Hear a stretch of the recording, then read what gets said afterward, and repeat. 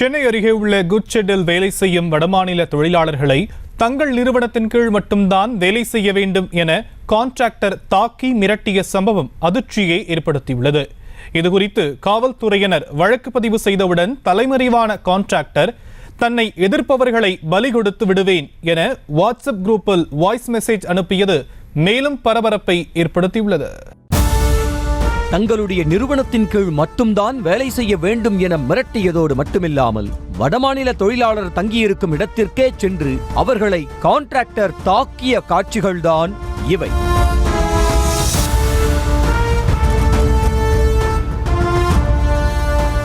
சென்னை கொருக்குப்பேட்டையில் உள்ள goods shuttle cement மூட்டைகளை loading unloading செய்யும் பணிகள் ஒப்பந்த முறையில் நடைபெற்று வருகின்றன.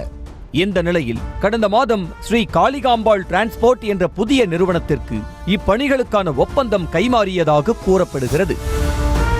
இதற்கு முன்னால் ஒப்பந்தம் எடுத்த நிறுவனத்தில் பணியாற்றிய தொழிலாளர்களே காளிகாம்பாள் நிறுவனத்தின் ஒப்பந்தத்திலும் பணியாற்றி வந்ததாக கூறப்படுகிறது. ஆனால் அந்நிறுவனத்தினர் தங்களை கொத்தடிமை போல் நடத்துவதாக கூறி தொழிலாளர்கள் பணியிலிருந்து விலக முடிவெடுத்தனர்.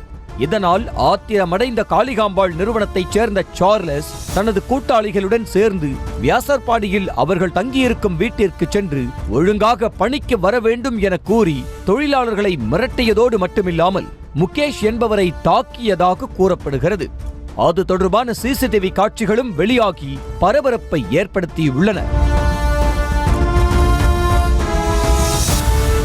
இதையடுத்து வியாசர்பாடி காவல் நிலையத்தில் வடமாநில தொழிலாளர்கள் அளித்த புகாரின் பேரில் தாக்குதலில் ஈடுபட்ட சார்லஸ், அவரது சகோதரர் ஹக்கீன்ஸ், ஜோஷி, மனோஜ் மற்றும் உதயா ஆகிய 5 பேர் மீது வழக்கு பதிவு செய்த போலீசார் சார்லஸை தவிர்த்து மற்ற 4 பேரையும் கைது செய்தனர். தலைமறைவான சார்லஸையும் போலீசார் தேடி வந்த நிலையில் அதற்குள் அவர் முன்ஜாமீன் வாங்கிக் கொண்டதாக சொல்லப்படுகிறது. இதற்கிடையே சார்லஸ் தலைமறைவாக இருந்தபோது வடமாநில தொழிலாளர்களை மிரட்டி அவர்களது வாட்ஸ்அப் குரூப்பில் ஆடியோ வெளியிட்டுள்ளார். தேவையில்லாத வேலைகளில் ஈடுபடுபவர்களை உயிர் பலிதான் கொடுக்க வேண்டும் என சார்லஸ் மிரட்டியிருப்பது அதிர்ச்சியை ஏற்படுத்தி உள்ளது.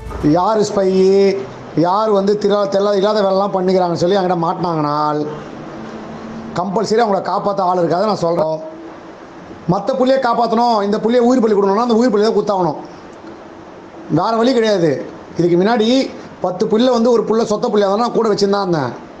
வேறு வழியே இல்லாமல் இந்த 10 புள்ளியில் ஒரு புள்ள சொத்த புள்ள, அந்த புள்ளியால் இந்த 10 புள்ளியும் கிட்டோம்னா அந்த புள்ளி நான் உயிர் பலி தான் குத்தாகணும், வேறு வாய்ப்பே கிடையாது தம்பி.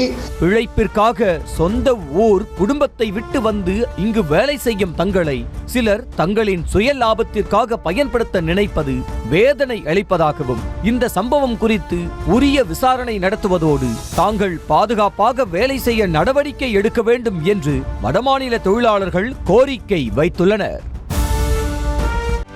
செய்திகளை உடனுக்குடனும் துல்லியமாகவும் தெரிந்து கொள்ள சப்ஸ்கிரைப் பண்ணுங்க.